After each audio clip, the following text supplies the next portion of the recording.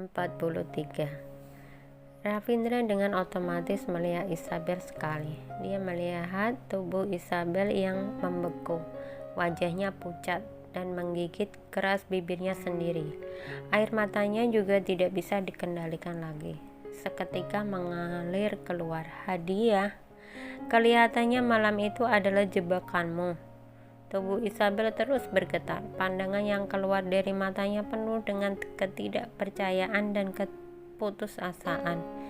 Melihat Isabel menjadi seperti ini, hati Ravindra tiba-tiba seperti ditusuk sakit oleh jarum-jarum kecil.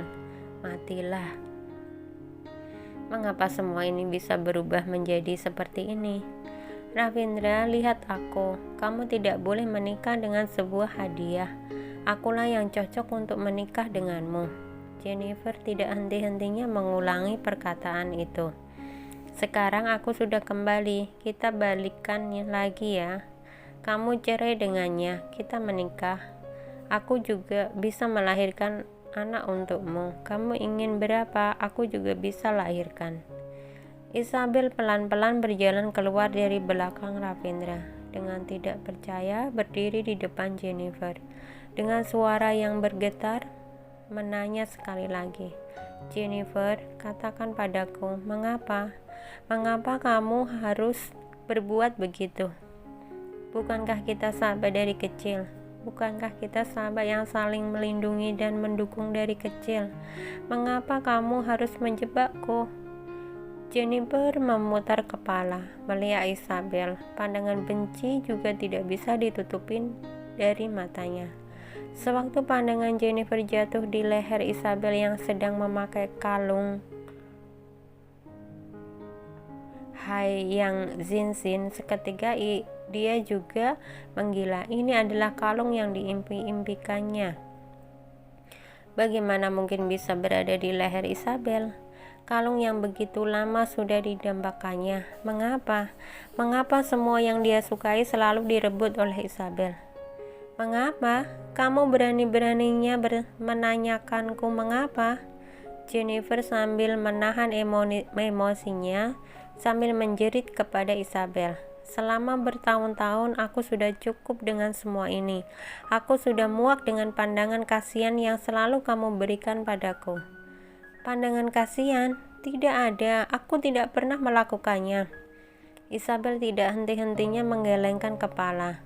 Air matanya dengan deras mengalir keluar. Hatinya yang sangat sakit, begitu sakit bahkan ujung-ujung jarinya juga ikut bergetar.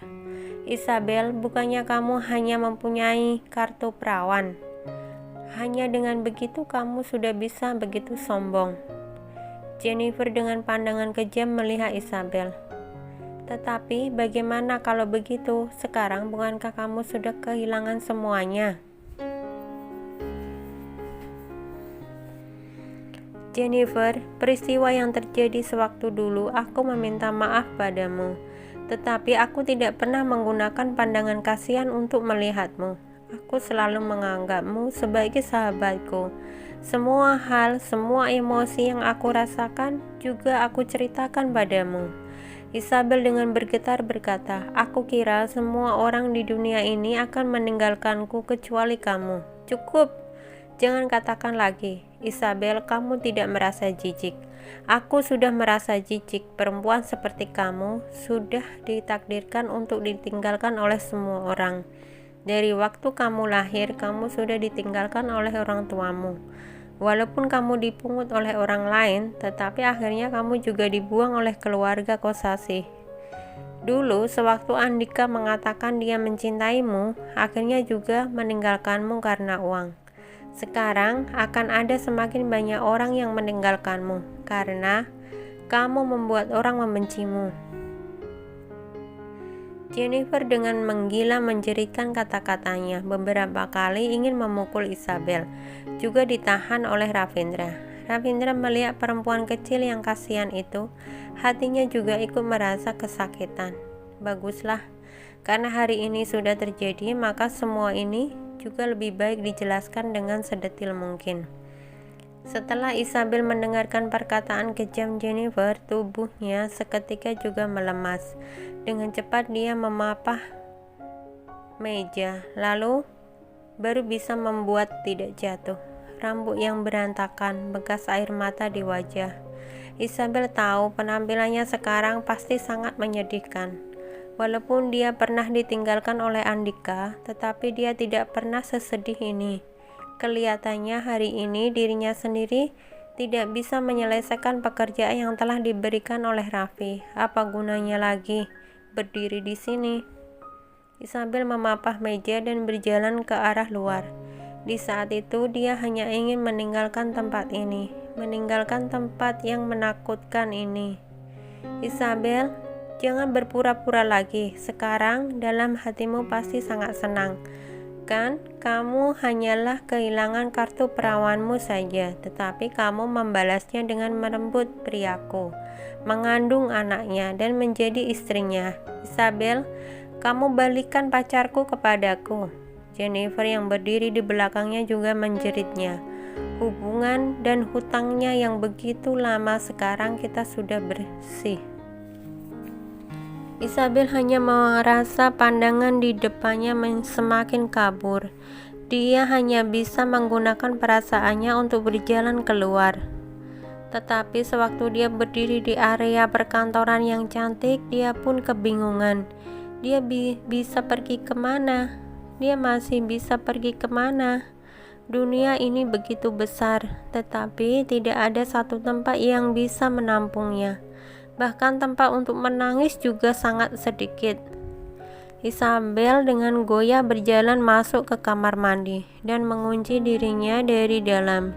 Dia duduk di atas kloset dan mulai menangis keras. Sudah bersih, hubungan yang sudah bersih sangat cepat. Pertemanan di antara kita selama bertahun-tahun, mengapa dengan cepat bisa bersih? Pergi dan pulang sekolah bersama-sama, mengerjakan tugas dan lari dari kelas bersama-sama. Sewaktu hari libur, kamu pergi kencan, aku yang menjagamu. Aku dimarahin nenek kamu, mengantarkan makan untukku. Kamu bilang kamu mau menjadi model. Kita kerja bersama-sama untuk menabung uang. Pertemanan yang begitu lama, mengapa dengan cepat sudah bisa sebersih ini? Aku dari dulu tidak pernah mengatakan diriku lebih bersih darimu. Bagaimana mungkin aku kasihan padamu? Kebiasaanku yang menyukai badan yang bersih malah menjadi kesalahanmu di mataku. Malah menjadi kesalahanku di matamu. Jennifer, dari saat ini aku juga mengerti. Sahabat bertahun-tahun di hatiku, di matamu hanyalah sebuah hadiah yang kamu berikan pada seorang pria untuk menebus kesalahanmu. Kalau begitu, kamu tahu tidak, menjadi hadiahmu aku sangat sedih, sangat kesakitan. Baik, sangat baik. Terima kasih atas pelajaran yang kamu dan Andika berikan untukku, membuat aku. Isabel sudah dengan jelas melihat sifat asli kalian. Kalau kamu mengatakan pertemanan kita sudah berakhir, maka juga sudah berakhir. Aku tidak ingin memikirkannya lagi. Sudah cukup. Sudah cukup. Di restoran, sewaktu Ravindra melihat Isabel meninggalkan restoran dengan langkah yang tidak stabil, dia dengan otomatis ingin mengejarnya, tetapi kakinya malah dipeluk oleh Jennifer, membuat tidak bisa bergerak. Raffi, jangan berbuat begitu padaku. Jennifer menangis deras berkata, aku sudah tahu kesalahanku. Aku menelponimu, tetapi kamu tidak mengangkatnya. Aku mengirim pesan padamu, tetapi kamu tidak membalasnya. Raffi, Isabel sama sekali tidak mencintaimu. Kamu tidak perlu meneruskan pernikahan ini lagi. Bukankah kita masih ada perasaan untuk satu sama lain? Sekarang aku bersedia menikah denganmu. Aku bersedia melahirkan anak untukmu. Raffi, ayo kita menikah.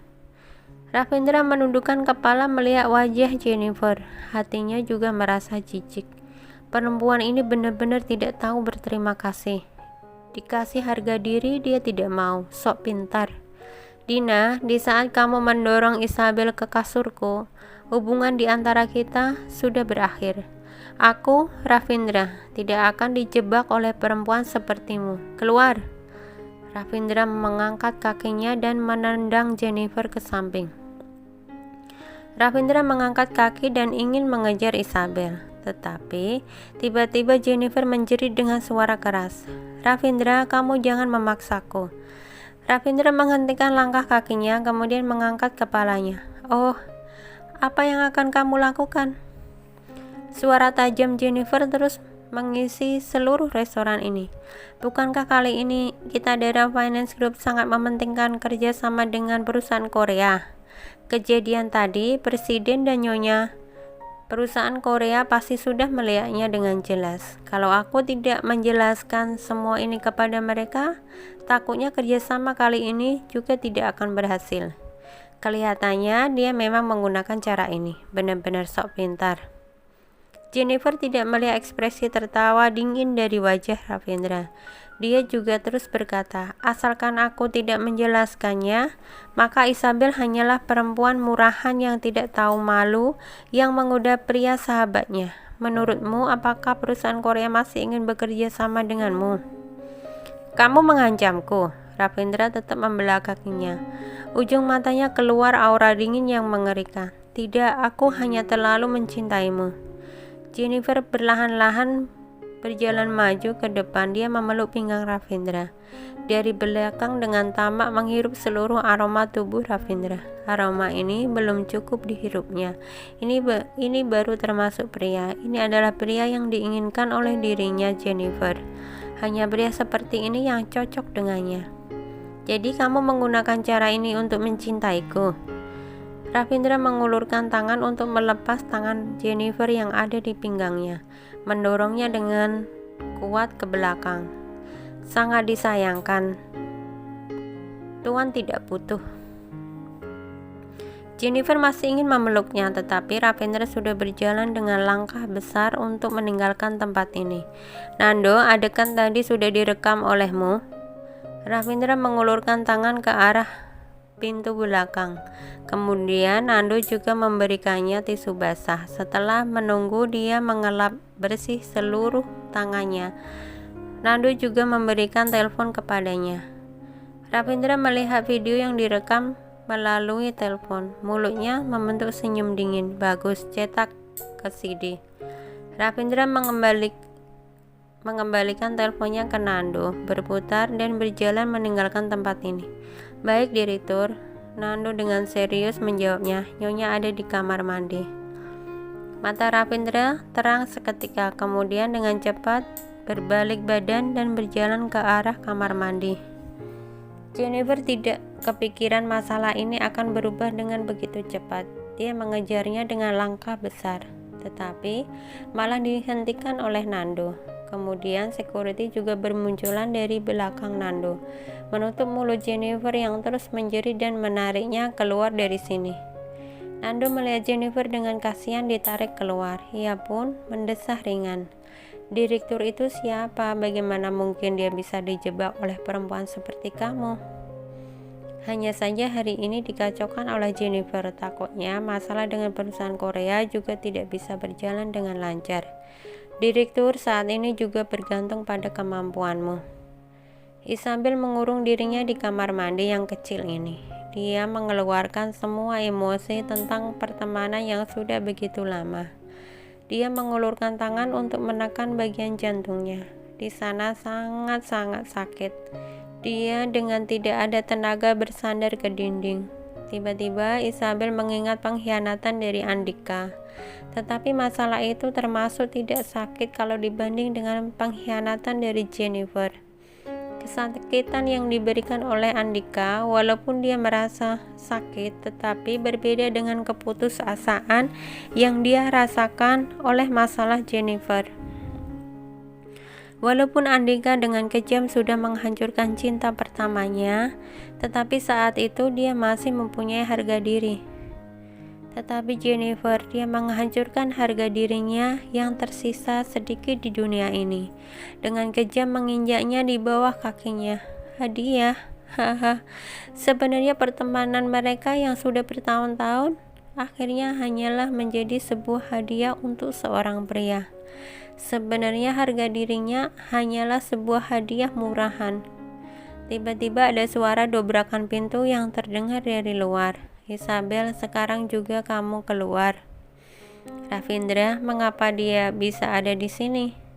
Ingin melihat betapa kasihan hadiah murahannya yang sedang menangis. Ravindra, apakah kamu sudah tahu dari awal? Jadi pagi itu kamu memberikan satu cek padaku untuk menyuruhku pergi. Kelihatannya kalian sudah mengetahui semuanya, hanya aku sendiri yang bodoh. Aku masih tetap mempercayai betapa indahnya dunia ini.